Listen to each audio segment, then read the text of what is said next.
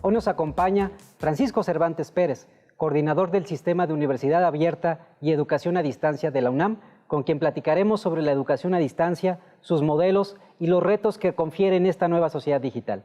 Bienvenido, Francisco. Hola, Germán, muchas gracias por la invitación. Al contrario, gracias por estar con nosotros. Amigos, para conocer más sobre la historia de Francisco Cervantes y cómo se ha convertido en un experto en educación a distancia, los invitamos a ver esta breve semblanza. Francisco Cervantes Pérez es titular de la Coordinación de Universidad Abierta y Educación a Distancia de la UNAM, dependiente de la Secretaría de Desarrollo Institucional. Esta institución promueve la equidad y amplía la cobertura de la educación superior pública de calidad, apoya a las escuelas, facultades y entidades académicas para que ofrezcan programas en modalidad abierta y a distancia a través del e-learning, educación en línea, educación virtual. Él estudió Ingeniería Mecánica y Eléctrica, así como la maestría en Ingeniería Eléctrica en UNAM, y obtuvo el grado de doctor en Ciencias de la Computación y de la Información de la Universidad de Massachusetts en Amherst, en Estados Unidos. En septiembre de 2013 fue distinguido con el doctorado honoris causa por la Universidad Católica Los Ángeles de Chimbote, Perú, y en mayo de 2016 por la Universidad Virtual del Estado de Michoacán, UNIVIM. En agosto de 2017, el Instituto Latinoamericano de la Comunicación Educativa, ILCE, y la Unión de Universidades de América Latina y el Caribe, UDUAL, le otorgaron un reconocimiento por su trayectoria académica y contribuciones a la educación a distancia en México y en América Latina.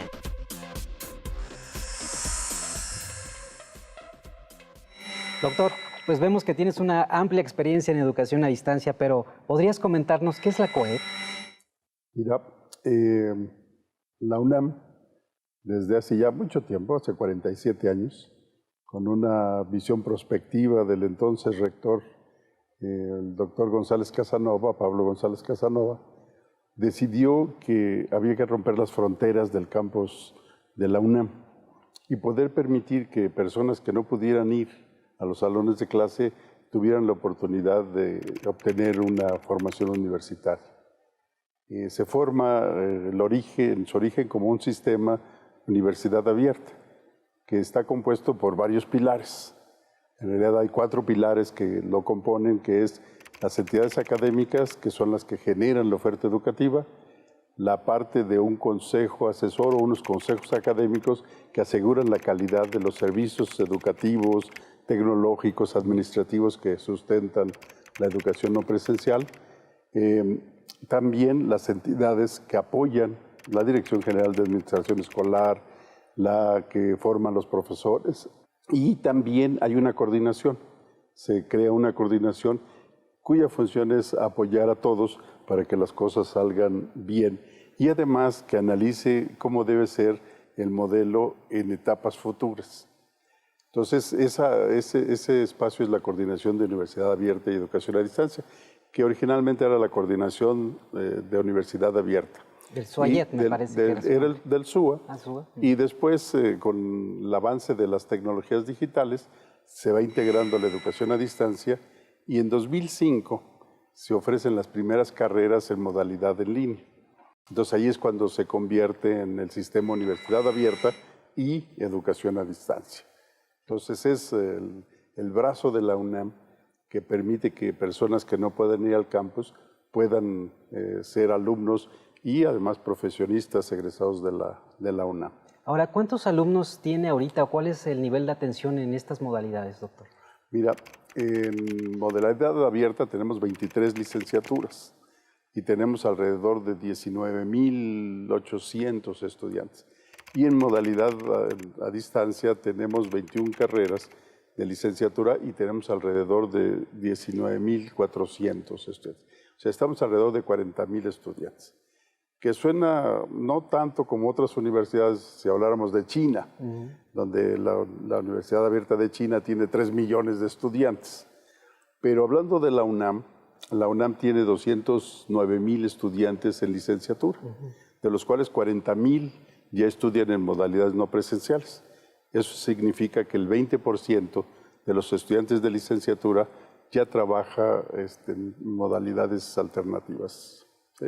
Ahora, ¿cuál es la diferencia entre educación abierta y educación a distancia para que nuestro público conozca que hay un diferencial enorme en este sentido? Sí, e incluso son programas dirigidos a diferentes sectores de la población.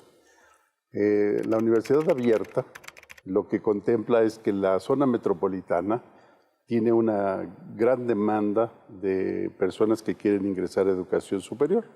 La UNAM físicamente tiene instalaciones finitas, ya no caben tantos estudiantes en los salones. Entonces, lo que hace el modelo abierto es que las personas que por diferentes razones no pueden ir al salón puedan estudiar de manera autogestiva con asesorías presenciales durante horarios que van afuera de los horarios de trabajo, por ejemplo.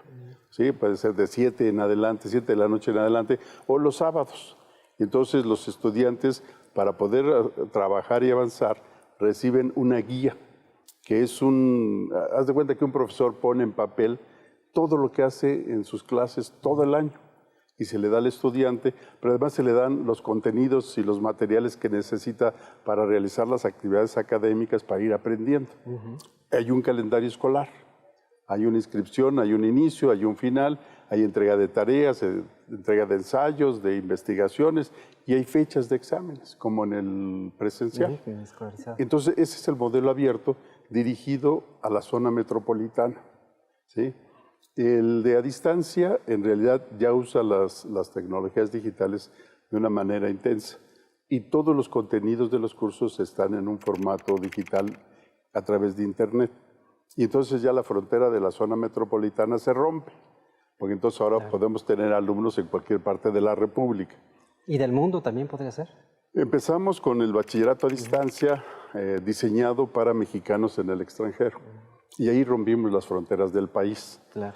Y después continuamos en 2016 haciendo una apuesta importante a un formato nuevo en aquella época de los cursos masivos abiertos en línea, que ese sí ya es globalizado. Ahí hemos atendido de 2016 para acá alrededor de 2 millones de personas inscritas en cursos de la UNAM y que además viven en alguno de 195 países diferentes.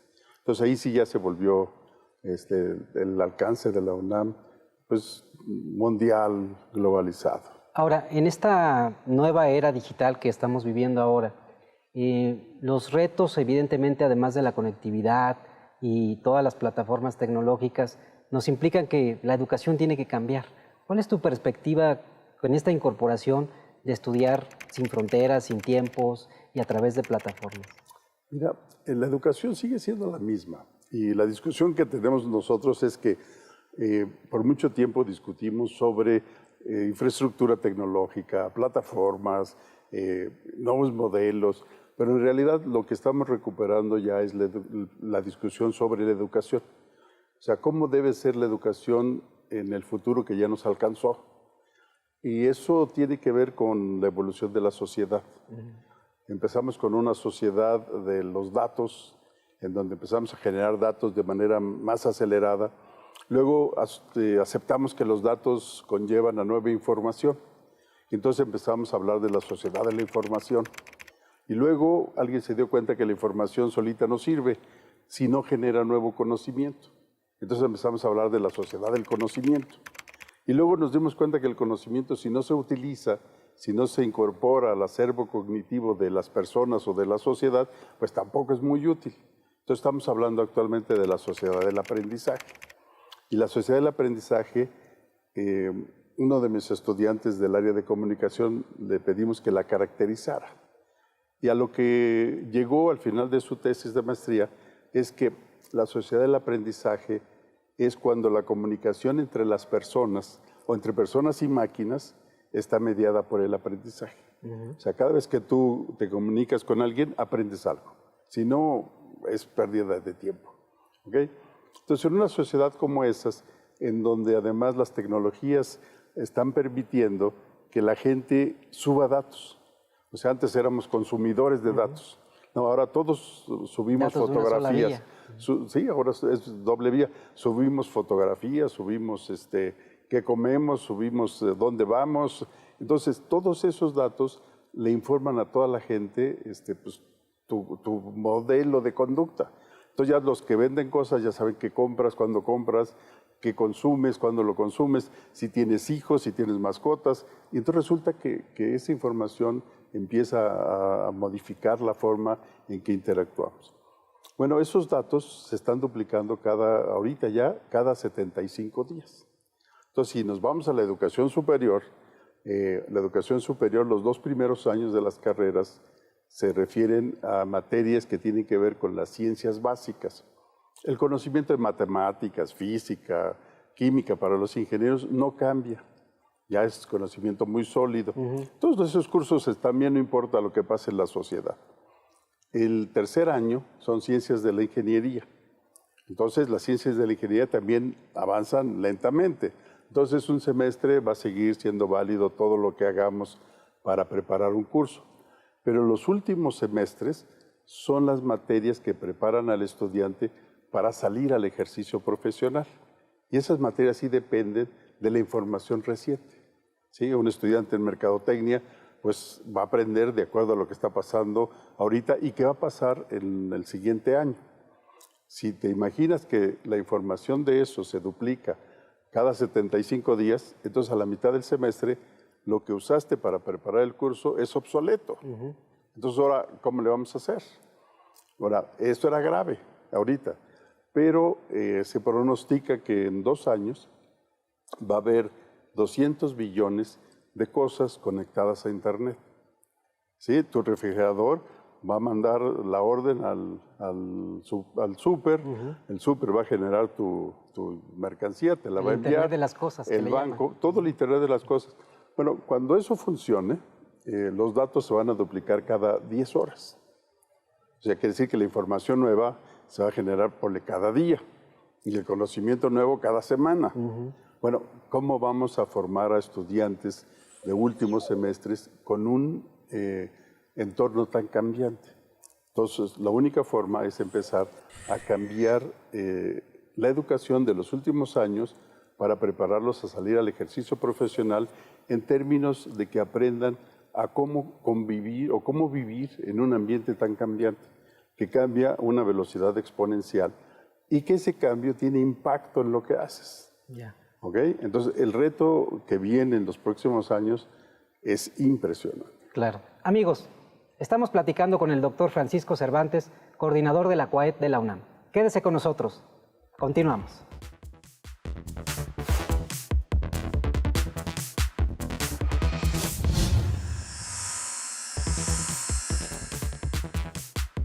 Amigos, estamos platicando con el doctor Francisco Cervantes, coordinador de la CUAED de la UNAM. Francisco, ¿cuál es el perfil que los alumnos que buscan ingresar a la educación abierta o a distancia necesitan tener para ingresar a estas modalidades? Mira, en realidad los perfiles de los estudiantes es el que tienen. No hay manera de cambiárselos, sobre todo en un sistema educativo como el nuestro, en donde los bachilleratos, los diferentes modelos y esquemas de estudio, pues son creo que 400. Todo lo que llega a las instituciones de educación superior es de todo, de chile y de manteca, ¿no? Entonces, lo que tenemos que hacer es entender que la diversidad es una de las características de los estudiantes que recibimos. La segunda característica es la complejidad. O sea, realmente la forma en que aprenden, la forma en que se comportan, las actitudes que han desarrollado, las habilidades que tienen, es tremendamente complejo. Pero además la educación es cada vez también más compleja. La educación ya ahorita se estudia como un sistema complejo. Tiene 2 características. Una, la cantidad de información que tenemos a la mano para trabajar. Y la segunda es el número de personas que participan. Tenemos estudiantes, docentes, administradores, y todos ellos se mueven a su ritmo. Entonces, cuando tienes 3 elementos en movimiento, puedes tener comportamientos hasta caóticos. Entonces, bueno, eso es lo que es el escenario de la educación. Entonces, los estudiantes, lo que tenemos que hacer, y que de hecho estamos haciendo en la UNAM, es tratar de lograr que ellos se conozcan a sí mismos. No en términos de sus necesidades, porque la verdad que eso no es importante en lo que necesitan. Lo que es importante es saber qué capacidad han desarrollado hasta ese momento. Y a partir de esas capacidades podemos ver con qué pueden trabajar para avanzar en los siguientes niveles de estudio.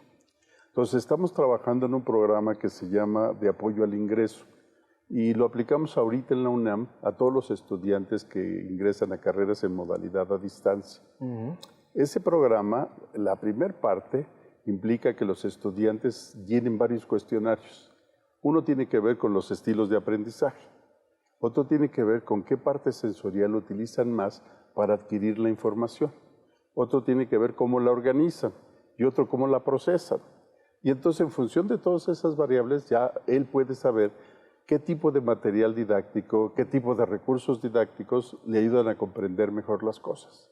Entonces, partimos del hecho de que si él se conoce mejor, va a poder guiarse o autoguiarse, autoorganizarse para poder tener un mejor desempeño académico. Ahora, pero supongo que además de tener estas nuevas habilidades, deben de tener ciertos conocimientos en Internet, comunicación, no sé, habilidades que hoy en día estamos viendo en este tema de ciudadanía digital, que no todos tenemos el mismo nivel de interactividad con el Internet, otros utilizamos mucho el Internet. ¿Cuál es más o menos el estándar que podríamos identificar? La segunda parte de este programa es cultura digital, pero es cultura digital para el aprendizaje. Los estudiantes, sobre todo los más jóvenes, tienen una cultura digital muy avanzada. Manejan cualquier dispositivo, se mueven bien en cualquier sistema de entretenimiento, pero para estudiar no están preparados. Entonces tenemos una parte de cultura digital para el aprendizaje. Luego hay habilidades que no tienen que ver con la tecnología o con la cultura digital y que si no las tienen, les va a ir mal, no importa en qué modalidad estudien. Sí, claro. ¿Sí? Por ejemplo, si no comprenden lo que leen, si no redactan bien sus ideas y si no argumentan para defender sus ideas, están perdidos, no importa la modalidad. Si no saben pensar de manera ordenada, sus matemáticas son las que ayudan a alambrar las neuronas para que uno sea ordenado, y si no saben resolver problemas, también les va a ir muy mal. ¿Sí? Entonces nosotros lo que hacemos es les damos un curso sobre comprensión lectora, sobre redacción, sobre argumentación, sobre razonamiento lógico y sobre pensamiento computacional. O sea, sí hay unas habilidades transversales que deben de desarrollar y que tienen que tener un cierto nivel para poder tener un buen desempeño académico. El último componente que tiene este programa es que en la educación ya no solamente tenemos a los asesores para que nos expliquen. Ahora es más claro que los pares también pueden ayudar, pueden perjudicar también, ¿no? Yo me acuerdo que la oración de los ingenieros decía, Señor, no me pongas enfrente de un compañero que sabe y no dice, pero por favor quítame a los que no saben y sí dicen, ¿no? O sea, sí. Entonces, esta parte de aprendizaje entre pares es cada vez más importante. Entonces, también en este programa de apoyo al ingreso hay un curso sobre aprendizaje entre pares. Ahora, eso es la parte de habilidades que tienen que tener. Pero también en cada carrera hay mucha experiencia de las facultades en términos de, en el primer año, cuáles son los temas en lo que los estudiantes que ingresan tienen problemas. Entonces, lo que hacemos es preparamos un curso sobre conocimientos de la carrera. Por ejemplo, en medicina se llama el pre-med. Y lo que hicieron los médicos, porque su carrera es por años, en el primer año determinaron cuáles son los temas complicados. De los materiales del bachillerato a distancia, diseñamos actividades de aprendizaje para cada estudiante para que mejore su nivel en los antecedentes para poder entender esos temas. Entonces, si trabajamos con esta diversidad que llega y tratamos de que a cada uno le vamos dando lo que hace falta para llevarlo a un nivel en el que todos arranquen bien, pues ya estamos más cerca de que ellos se preparen para ser exitosos. Ahora, comentas tú sobre el perfil de los alumnos, pero también yo creo, y me gustaría conocer tu experiencia, sobre el perfil de los docentes, porque evidentemente hemos transitado de una docencia en clase con otro tipo de herramientas, y este tránsito, pues muchos son migrantes y algunos ya son nativos en esta era digital y pueden convivir. Pero ¿cómo podemos hacer esta congregación de generaciones en los profesores sobre todo? Mira, la UNAM tiene una preocupación. No, más, alguien me preguntaba que por qué traía mi libro. Le dije, no, es que voy leyendo. Es un libro que acaba de salir que se llama Formación Docente de Docencia en la UNAM. Es un trabajo que realizó la Coordinación de Innovación Educativa de la UNAM, la CODEIC, para tratar de conocer una evaluación diagnóstica que nos diga cómo andamos en términos de los docentes. Bueno, pues también los docentes tienen que ir cambiando. Sí. ¿Sí? Tenemos la fortuna de que pareciera que no importa la edad en la UNAM, las docentes y los docentes todos quieren mejorar. De hecho, hay una cultura de que todos al año tienen que tener cuando menos cierto número de horas de actualización y de capacitación. Entonces, estamos identificando con evaluaciones diagnósticas en dónde andamos. Hay docentes que tenemos 40 años de experiencia, pero que jamás tomamos un curso de pedagogía.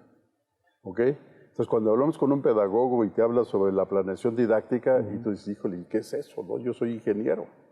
Y cuando te la describen, dices, no, pues eso sí lo sé hacer, porque eso es lo que hago todos los semestres. Entonces, hemos sido docentes que hemos imitado al mejor profesor que tuvimos, o tratamos de imitar al mejor profesor que tuvimos, pero no tuvimos una formación docente. Bueno, la UNAM está, a partir de la administración del doctor Graue, tiene un proyecto enorme para fomentar y fortalecer la formación de los académicos en la práctica docente. Entonces, se va trabajando para que las prácticas tradicionales que tienen buenos resultados puedan irse moviendo hacia lo que se requiere a futuro para que sigan teniendo los mismos resultados. Entonces, hay varios programas fuertes en la UNAM para apoyar a los docentes para que vayan moviéndose hacia estos nuevos escenarios. Ahora, en esta nueva era digital, ¿qué recomendarías? Porque ya nos has hablado de la educación abierta y a distancia, pero también se habla del modelo blended o el modelo híbrido. ¿Podrías explicarnos un poco este modelo? ¿Cómo funciona? Mira, la tarea que nos encargó el doctor Graue al doctor Ken Oyama, secretario de Desarrollo Institucional, y a mí, es que hiciéramos un modelo educativo que aprovechara las bondades de todas las modalidades. Tenemos 3 modalidades. Algo tiene que tener de bueno cada una. Bueno, ¿por qué no hacemos un modelo en donde tomemos lo bueno de todas? Hemos estado trabajando con varias entidades académicas para ir incorporando actividades con el uso apropiado de las tecnologías. Por ejemplo, en el Colegio de Ciencias y Humanidades. Hay un problema de que estudiantes reprueban materias y se atrasan. Entonces, lo que hicimos fue, utilizando los contenidos del bachillerato a distancia, diseñar cursos con los temarios del CCH para que hubiera cursos intersemestrales en línea. Y al principio hay la desconfianza de, oye, nosotros no hacemos eso, ¿qué va a pasar? Entonces, todo esto lo hacemos con una parte de investigación importante. Se hizo un diseño experimental. Un grupo de estudiantes que quieren aprobar una materia en un examen extraordinario. Entonces ellos entran directo al de matemáticas, el 20% de esos estudiantes aprueba el examen. Hubo un grupo experimental, le pusimos el curso en línea, entraron, lo llevaron y después presentaron el mismo examen extraordinario. Bueno, de este grupo el 54% aprobó el examen, pero con mejores calificaciones. Aprovecharon al máximo. Entonces mejoraron sus conocimientos porque les fue mejor en la calificación, pero además muchos más aprendieron lo que no habían aprendido y aprobaron su materia. Entonces empezamos a hacer esta mezcla de un modelo mixto en donde haya cursos en línea y cursos, además de los cursos presenciales. La otra cosa que estamos haciendo es poner contenido abierto. ¿Sí? Los materiales de los programas en línea los ponemos en unidades pequeñas y los ponemos en formato libre para los estudiantes de todas las modalidades y de todas las universidades. Entonces, cuando tú vas a la clase y no le entiendes al profesor, puedo Te consultar. vas a estos materiales y a lo mejor ahí le entiendes algo mejor. Cuando regresas a tu salón ya le entiendes más a tu profesor. Entonces también el integrar contenidos en formato digital que están disponibles 24 horas durante 7 días a la semana, ayuda mucho a que los estudiantes además se vayan involucrando en un modelo mezclado. Estos modelos están dando como resultado un modelo en donde el fundamento son, por un lado, el uso apropiado de las tecnologías digitales, y el otro es lo que los pedagogos llaman el ethos, que en realidad es un conjunto de reglas que se van desarrollando de la interacción entre las personas de un ambiente común y en la cual todos estamos de acuerdo. Entonces, se ha ido generando un conjunto de reglas alrededor del SUAYED que ya todo el mundo aceptamos, maestros, estudiantes, administradores. Toda la comunidad. Entonces, eso da flexibilidad, te permite un sistema flexible, pero todo alrededor del aprendizaje de los estudiantes, ¿sí? Entonces, como que la preocupación es que los estudiantes aprendan. Como nos decía un profesor, yo ya me sé todo el temario, en los que tienen que aprender son ustedes. Y si aprenden, qué bueno, y si no, hasta el semestre que entra. Bueno, acá se trata de que todos aprendan y que podamos ir llevando el modelo a que podamos darle a cada estudiante lo que hace falta para que en función de la capacidad que tiene, desarrolle los conocimientos y las capacidades y las competencias que establece un programa de una materia. Qué interesante. ¿Sí? Tiene características interesantes. Te voy a contar lo que está haciendo la Facultad de Medicina. Ahora, en esta parte me parece que podemos todavía explotar más los modelos presenciales, híbridos. Si me permites, vamos a ir a un corte. Continuamos, amigos.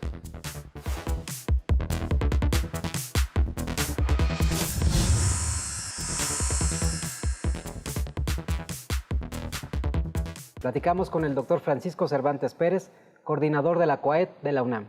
Francisco, nos comentaba sobre estas potencialidades que tiene el mezclar modelos semipresenciales, presenciales, y evidentemente la máxima casa de estudios de la UNAM ha avanzado mucho en temas de innovación educativa. Pero comentábamos sobre medicina. Creo que medicina fue de las primeras carreras pioneras en incorporar la tecnología. Así nace, de hecho, un proyecto llamado Televisión Educativa, donde impartían la telemedicina, pero hoy en día creo que las tecnologías nos permitirían otras cosas, ¿no? Mira, la Facultad de Medicina hemos ido trabajando, no tiene educación a distancia para empezar, ni abierta. O sea, es de las pocas facultades, la de Ingeniería, Ciencias y Medicina, no tienen el modelo abierto ni el modelo de educación a distancia. Pero lo que hacemos con ellos es este curso previo a ingresar a la carrera, en donde se preparan en línea. Entonces tienen que aprender a tomar cursos en línea. Luego, durante los 2 primeros años, la facultad usa mucha tecnología. Incluso tienen un espacio de inmersión en realidad virtual, ¿no? O sea, es mucho más fácil entender la hélice del DNA cuando la ves en 3 dimensiones que cuando te la pinta el profesor en el pizarrón. Todos los estudiantes van a estos espacios, ven todo aquello que se entiende mejor en 3D, y después regresan al salón de clase y es mucho más fácil visualizar en un plano estos conceptos. También utilizan simuladores. Hay dummies que les da fiebre, les da paro cardíaco, y entonces tienen que hacer todo para trabajar. Entonces trabajan mucha tecnología moderna. A partir del 4º o 5º semestre se van al hospital. Entonces tienen este modelo dual, de educación dual, en donde lo que hacen en el hospital es parte de la formación y representa créditos. Entonces esta formación dual es lo que nos da confianza, que cuando un médico termina, pues ya trató pues varios pacientes antes de que te eche a perder a ti. Entonces ese modelo es sensacional. Como simuladores, pues finalmente, sí, también como en la pero en el hospital ya es con personas, sí, ya ven sangre, ya ven todo. Cuando terminan su turno en el hospital, tienen que regresar al salón de clase, a tomar clases que son más teóricas.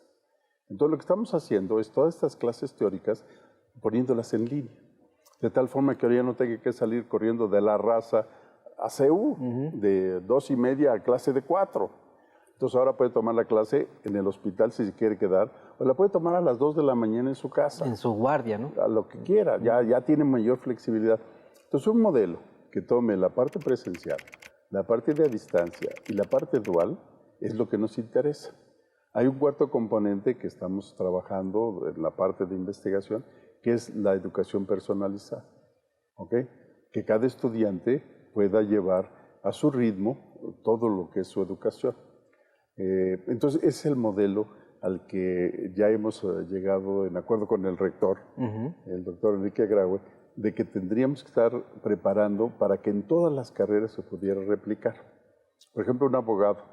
Bueno, en los últimos semestres debería estar en los juzgados. Y al igual que el médico en el hospital, le tendríamos que dar créditos porque atienda casos. ¿Sí? Y la parte teórica se la podemos dar en línea. Entonces puede trabajar y estudiar los últimos semestres. Ya no va a haber esto de que no tiene experiencia práctica, porque va a tener 2 años de práctica y de formación ya en el ejercicio. O en los despachos, o los ingenieros en los puentes y en las construcciones.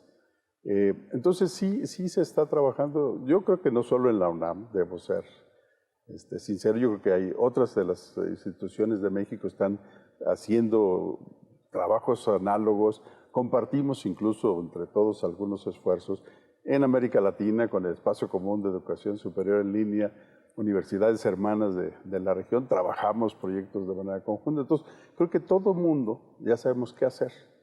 Ahora, no sabemos bien cómo hacerlo. Entonces estamos tratando de aprender cómo hacerlo. Esta manera colaborativa de trabajar en proyectos que finalmente implique que la experiencia que sea buena y que se pueda replicar, se pueda también fortalecer.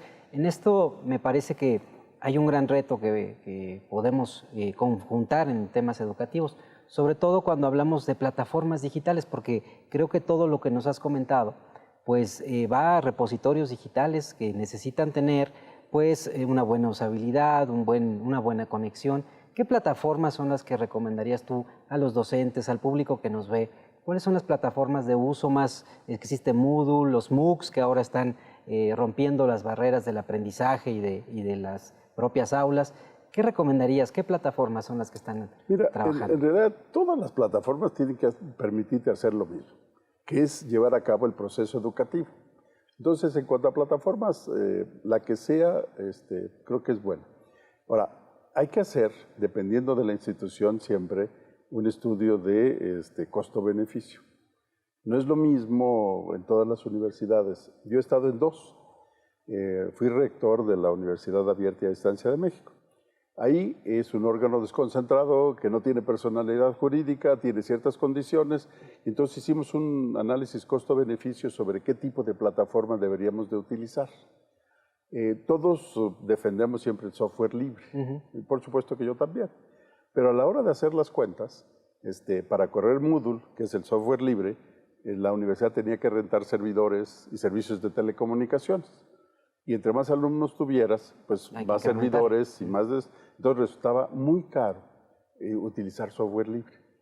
Hicimos el mismo análisis utilizando un software comercial, Blackboard, que tiene incluso no solo la parte del LMS, o el sistema que permite administrar el aprendizaje de los estudiantes, sino también otros módulos que permite hacer pronósticos de qué va a pasar con este estudiante si sigue trabajando, cómo va. Si sigue como va a reprobar, y si sigue como va a sacar 10. Entonces tú puedes como profesor ver a quién le pones más atención. Nos salía a menos de la mitad contratar un software comercial. ¿Sí? Bueno, cuando llego a la UNAM, por supuesto tenemos que hacer lo mismo. La UNAM tiene una infraestructura tecnológica, tiene conectividad, tiene mucho. Entonces resulta que el análisis de costo-beneficio, de cuánto había que invertir para poder hacer esto, pues era mucho más fácil usar software libre que contratar una licencia de un software comercial. Por lo tanto, en la UNAM usamos Moodle. ¿Okay? Entonces, sí no hay que poner tanta atención en las plataformas porque ya todas están en un nivel en donde te permiten hacer todo lo que necesitas hacer. La versión más reciente de Moodle está sensacional. Entonces, creo que la gente debe de dejar de preocuparse de las plataformas. Es más, son los contenidos y esa es la parte lo que importante. hacemos con esos contenidos. Así es. y lo que preparamos para que el docente pueda interactuar adecuadamente con los estudiantes, que los estudiantes puedan interactuar adecuadamente entre ellos, o sea, y que los administradores ayuden a que la parte académica florezca. O sea, esa es la parte de los modelos educativos que sigue siendo la que tendríamos que estar trabajando permanentemente. Me llama mucho la atención que, aunque desarrollemos la mejor plataforma con mucha tecnología, datos, analíticas, usabilidad, creo que el factor humano sigue siendo indispensable. Además, tú has hecho también mucha investigación sobre la parte neurológica, lo que tiene que ver con cómo se comporta el individuo frente a la máquina o a la computadora, ¿no? Mira, yo originalmente soy doctor en ciencias de la computación, pero me dedicaba a neurociencias computacionales. Incluso hacía experimentos con animales, estudiaba procesos de aprendizaje simple en los sapos, tratando de entender cuáles son los mecanismos neurobiológicos del aprendizaje, con el objetivo de poder tener modelos basados en la biología que pudieran montar en los robots para que los robots se comportaran de una manera más, pues no diría inteligente, pero una manera más cercana al comportamiento de los seres vivos. En realidad me interesaba mucho la parte de inteligencia artificial y en los años 90 empezamos a hacer tutores inteligentes y los abandoné porque hay una parte en el proceso de aprendizaje de los estudiantes que para el profesor es muy fácil de ver. O sea, tú estás enfrente de un grupo y le ves la cara a los estudiantes y tú ya te diste cuenta quién entendió y quién no sabe de qué estás hablando. Entonces ya puedes concentrarte en los que no entendieron o pedirle a alguien de los que entendieron que le explique al otro y entonces ya puedes hacer alguna dinámica para mejorar el avance de todos. Bueno, eso no lo podías hacer en aquella época con las computadoras, ¿sí? Porque lo único que tenías era mediciones indirectas. Esta actividad requiere que el estudiante esté tecleando y no teclea. Dices, no, pues ya lo perdí, entonces ya esta parte no va a funcionar. Entonces, como que era muy difícil esta visión que tiene el profesor, que es muy simple en el parte presencial que en las partes de máquinas. Actualmente es muy fácil. Tenemos cómputo basado en gestos. Entonces, yo ya puedo, con procesar imágenes, darme cuenta qué está pasando con el estudiante. Y entonces ya puedo hacer cosas para que sí pueda él aprender o que cuando se siente a aprender realmente esté en condiciones de avanzar en el aprendizaje. Entonces sí ha habido este cambio y sí estamos mezclando la parte de la conducta de los estudiantes con el avance que tiene. Ya hay colegas nuestros del Poli que están trabajando en procesos metacognitivos. ¿Cómo le hacemos para que el estudiante modifique la forma que aprende? O tener ambientes personalizados, ¿no?, de aprendizaje, que también eso favorece mucho. Eso lo permite la gran cantidad de datos que generamos. O sea, podemos ir viendo de los datos que están asociados con el uso de la plataforma del estudiante para irlo conociendo mejor. Y en función de eso, saber qué es lo que el sistema considera que necesita. Y entonces tenemos que construir ahorita una plataforma que permita que en su ambiente virtual él tenga todo lo que determinamos de las bases de datos que le hace falta para aprender mejor. Pero también tiene que haber herramientas que le permitan a él subir a ese ambiente lo que él considera que le sirve. Y entonces cada ambiente va a ser personalizado. Puede ser que lo que la máquina dé, se lo dé a muchos que tienen perfiles parecidos, pero lo que cada uno suba va a ser solamente de él. Entonces ese ambiente va a ser su ambiente personalizado de aprendizaje y lo mismo para los docentes. Yo al docente en su ambiente le puedo poner los cursos que está llevando para capacitarse, los materiales que requiere para su curso, los libros que le hacen falta, los artículos que va a revisar y él va a ir subiendo todo lo que le parezca que hace falta para hacer mejor su clase. Entonces la idea de que tengamos todo este ambiente digitalizado o hacer esta transformación digital de la educación, nosotros superior, pero yo creo que desde la básica, va a permitir hacer ese tipo de cosas. Y eso va a permitir en el futuro que cada estudiante avance a su ritmo. Ahorita estamos en el bachillerato a distancia probando una trayectoria multiniveles, ¿sí? En el bachillerato se lleva un curso a la vez, no se llevan 6 cursos durante un semestre. Es un curso a la vez durante 4 semanas. Entonces ese curso está dividido por unidades. Empiezo la primera unidad y entonces yo le puedo hacer una evaluación diagnóstica. Para saber cómo. Para saber cómo viene, o sea, qué capacidad ha desarrollado.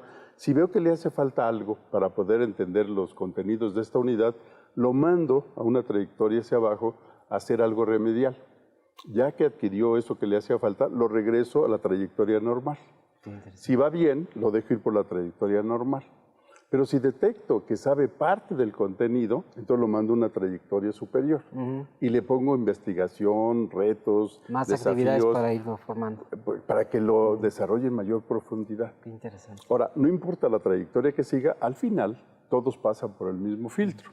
Y ahí determino la calificación, si alcanzó o no las competencias o los conocimientos. Y entonces con ese modelo, cada estudiante va por su propia trayectoria. En algún curso va a ir por el medio, en otro va a ir por el avanzado, en otro va a ir bajando y subiendo, pero al final, cuando terminen, todos terminan con un muy buen nivel académico. Pues me parece que ese es el gran reto, que tengamos una educación personalizada con plataformas, pero que la educación siga siendo el eje central. Amigos, no se vayan, quédense con nosotros porque seguimos con el doctor Francisco Cervantes Pérez, coordinador del Sistema de Universidad Abierta de la UNAM. Continuamos.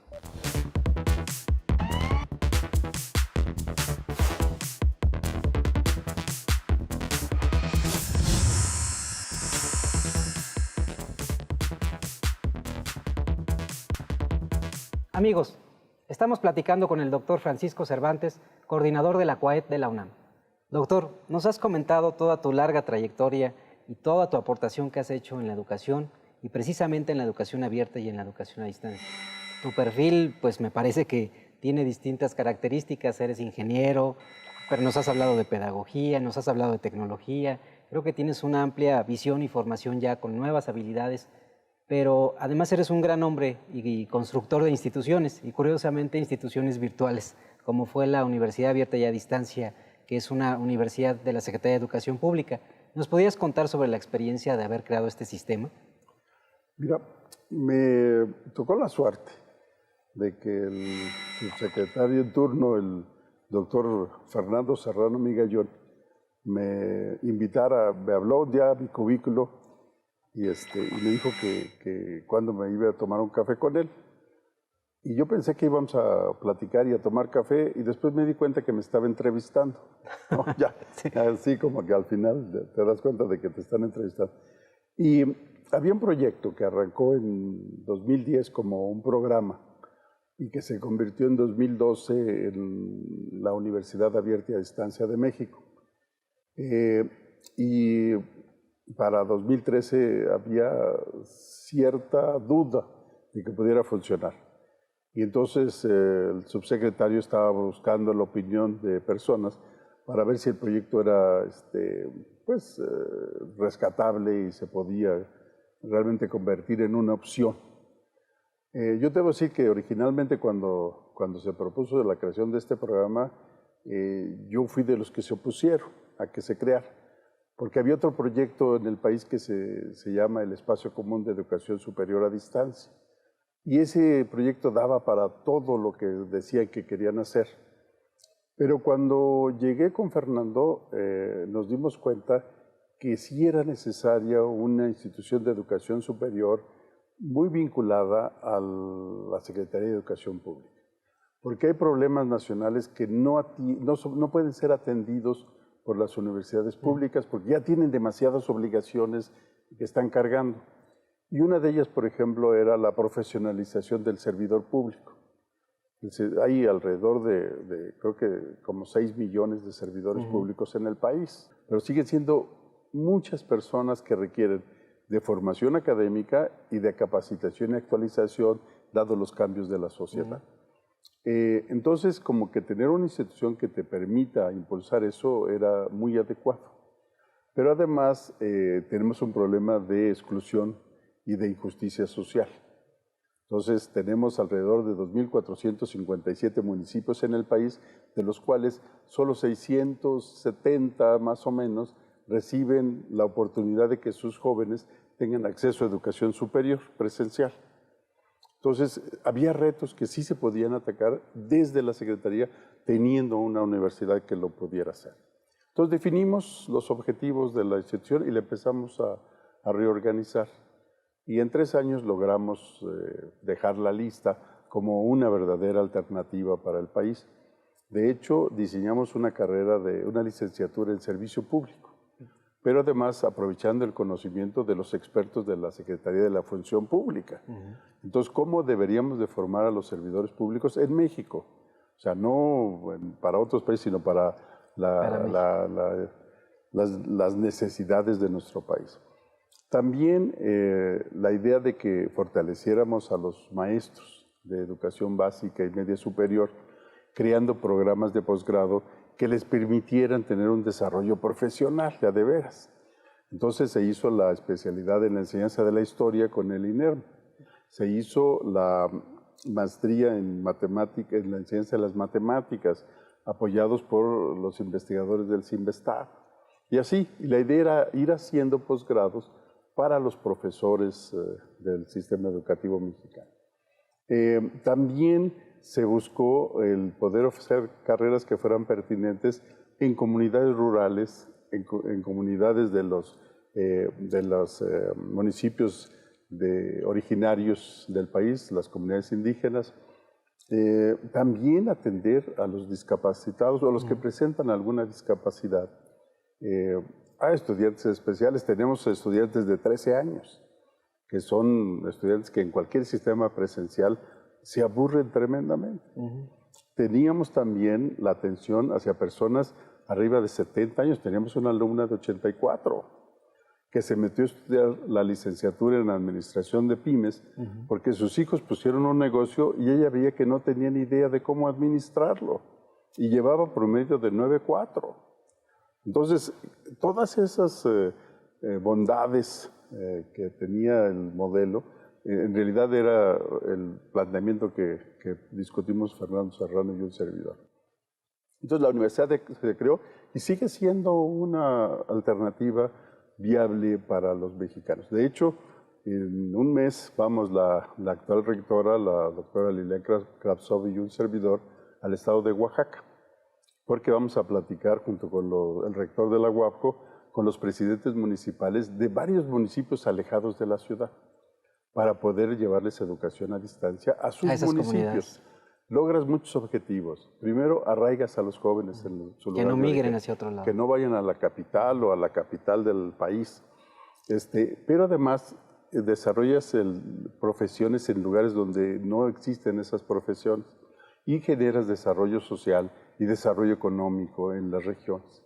Entonces, sí es una institución que creo que merece que le pongan atención y la sigan apoyando para que siga cumpliendo las funciones que creo que cumple de una muy buena manera. Ahora, doctor, en esta nueva etapa, en esta nueva transformación, sobre todo en la consolidación del sistema educativo, ¿no? Desde el nivel básico hasta el nivel superior se está planteando un sistema universal a partir de la cobertura. ¿La educación a distancia, entonces, sí es una opción? Mira, en la UNAM, cuando arranca la educación abierta, se veía como una educación de segunda clase. La atención que le han puesto los últimos 3 rectores de la UNAM, de La Fuente, Narro y Graue, ha hecho que en realidad el miedo que a mí me da ahora es que la presencial se pueda volver de segunda clase. Okay. Ya supongo que ya hay facultades que tendrán casi la misma matrícula, ¿no? Mira, Ciencias Políticas tiene 5 carreras y las 5 carreras las tienen las 3 modalidades y la matrícula de la abierta y a distancia es igual que la del presencial. Derecho, que tiene muchos alumnos, tiene también las 3 modalidades y su matrícula de abierta y a distancia creo que ya es mayor que la del presencial. Los títulos de la UNAM, desde el principio, el doctor González Casanova estableció que no iba a haber distinciones. Tenía confianza en que la educación, no importa la vía que se siga, tiene que garantizar la misma calidad de los profesionistas. Por eso los títulos de la UNAM dicen licenciado en psicología, no dicen qué modalidad lo obtuvo.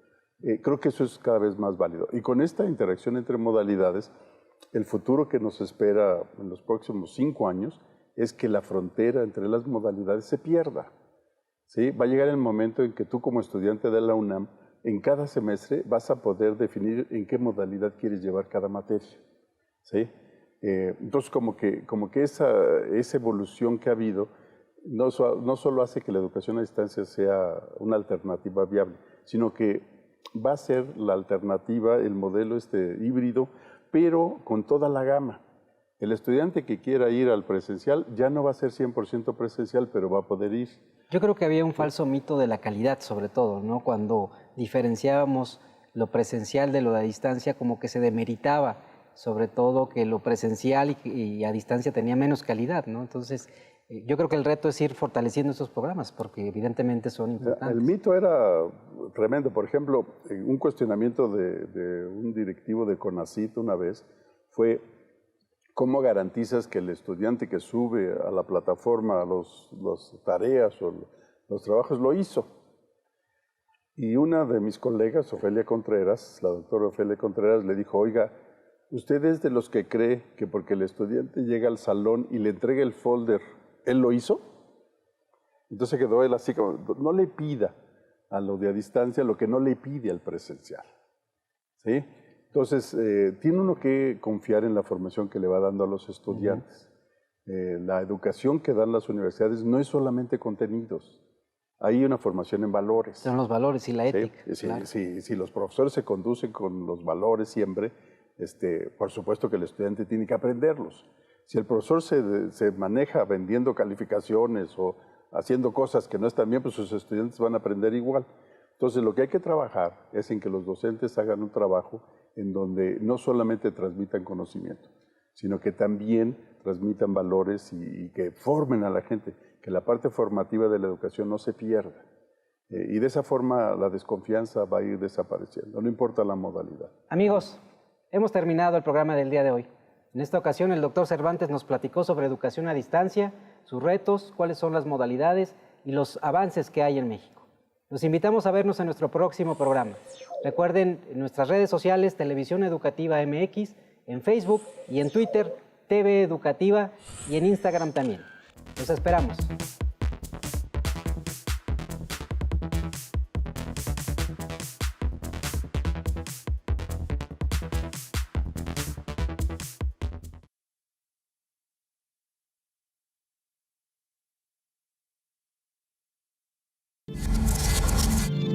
Televisión Educativa.